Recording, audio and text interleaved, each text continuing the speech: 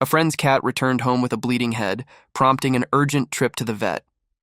After taking an x-ray, the vet discovered several things inside the cat, broken into numerous small fragments.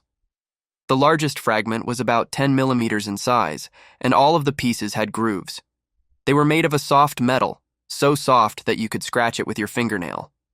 According to the vet, the pieces likely entered through the cat's open mouth, traveled through the cheekbone, and then moved toward the shoulder, where they became lodged. My friend, being aware of my experience as a hunter, asked if this could have been the result of someone attempting to shoot his cat. Personally, I doubt that. The impact energy seems far too low for a hunting bullet. Visually, the fragments resemble something from a .22 caliber round, but something feels off. If the cat had been hit with a hunting rifle, it certainly wouldn't have just gone home. Plus, the fact that the pieces seem to pass through the mouth is strange. We also considered the possibility of a booby trap with bait, potentially triggered when the cat bit into it. So what exactly was inside the cat, and how did it end up there? It's a real mystery, and we're still left wondering how such a bizarre and dangerous situation unfolded. Any ideas? I highly doubt that someone intentionally shot the cat through the mouth to hide the entry wound. That sounds like an urban legend and would require a serious marksman with incredible timing. These are, however, 100% bullets, most likely .22. Not all .22 rounds are high velocity. We use .22 CB caps for shooting nuisance squirrels when in the deer blind. They're low power, almost silent, and great for plinking or shooting small game. If someone wanted to shoot a neighbor's cat for some reason and do it discreetly, that's a possibility. It likely wouldn't have the power to kill a cat, especially if it struck bone. The lead in these is fairly soft. I'd expect that it'd be pretty hard to shoot a cat in the mouth, not impossible though. It also wouldn't be impossible for an entrance wound to be hard to find or even not bleed. It could have just been missed. Poor cat.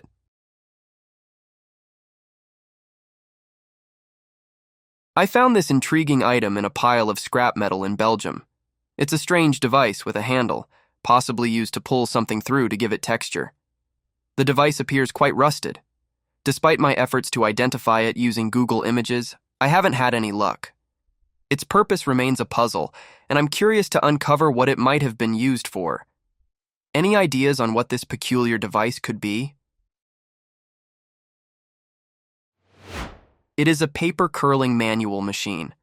My grandmother used to sell decorated breakfast baskets, and she used this machine to turn crepe paper into flowers and ruffles for decorating the baskets. It was a very handcrafted gift, so she relied on this machine to modify the paper and make the basket look more beautiful. The basket itself was made of straw or wicker, and inside she would place treats and delicious items for breakfast. It was a colonial-style breakfast, and the basket was very beautiful.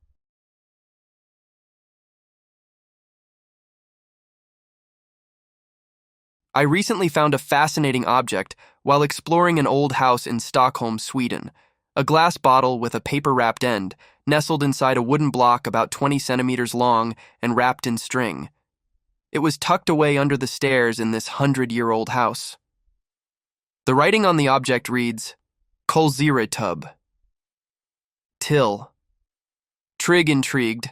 I've done some searching, using keywords like Prosciutto, Gamel, and Teidig, but so far I haven't found any information that directly links to this specific type of old tube. The tube contains a clear liquid, which raises even more questions. Could this object have been used for carbonating drinks in the past? Was it an early attempt at creating fizzy beverages long before modern carbonation methods were introduced? Any ideas? It is a charge for an old Swedish soda acid fire extinguisher called Trig. It is a steel vessel filled with water and baking soda with a glass ampule of H2SO4. In case of fire, a pin is pushed, which mixes the H2SO4 with the baking soda and water, which in turn creates CO2, likely why it says kolsyra, carbonic acid on the box, and pushes the water out. This way you can have a fire extinguisher that is not a pressure vessel in itself. They were made from thin rolled steel.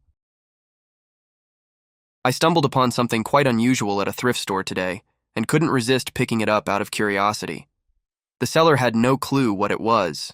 It's a device with handles that can squeeze and lock metal arms closer together, all connected to a sturdy wooden base. When the handles are engaged, sharp nails protrude from the metal arms, which look like they could easily stab into whatever is placed inside it. It definitely looks dangerous, almost like some sort of any tool, but I have no idea what it's meant for. Has anyone seen something like this before or know what it could be? It's prosciutto holder, not prosciutto holder. Is a specialized tool or stand used for holding a whole leg of prosciutto, cured ham, while it is being sliced. It typically features a sturdy base and a clamp or support system to secure the prosciutto in place, allowing for precise and easy slicing. This is particularly important for getting thin, even slices of the delicate, flavorful meat.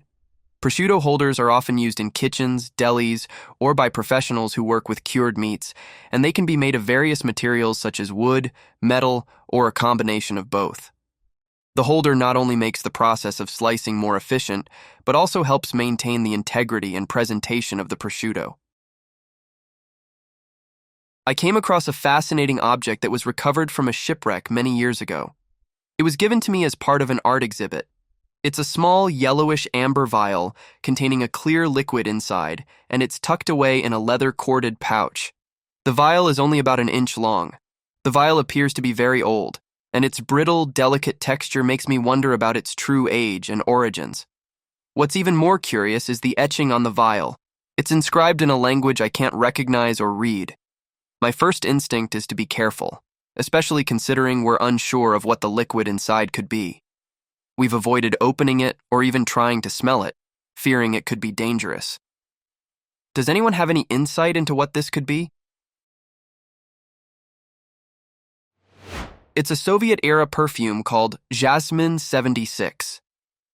Jasmine translates to jasmine in English. I found a strange and mysterious object floating in the ocean off the southeast coast of Alaska. It's a metal sphere, roughly 16 inches in diameter, and it has an unusual structure. The sphere is hollow but heavily weighted at the bottom, with 6 visible weld points likely securing the interior weight. A large cluster of gooseneck barnacles on the underside suggests that it has been drifting in coastal waters for quite some time. What makes this find even more puzzling is the absence of any markings or symbols on the surface. Despite the added weight, the sphere floats remarkably high on the water's surface, which is quite odd. Lots of hardball buoys are found in the area, but this has no attachment points, and the only metal buoys found out here are aluminum. Stainless steel seems too expensive to use for floats.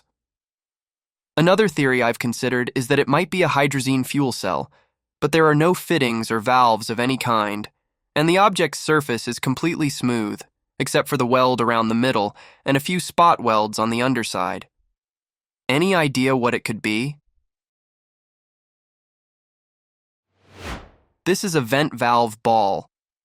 On the gooseneck vents that ships and boats have on deck, there's a wire mesh screen right at the bottom of the opening, and inside is a spherical aluminum ball. If water comes up on deck, the ball will float up and plug the tube that comes from the ballast tank, water tank, fuel tank, void space, or whatever it is.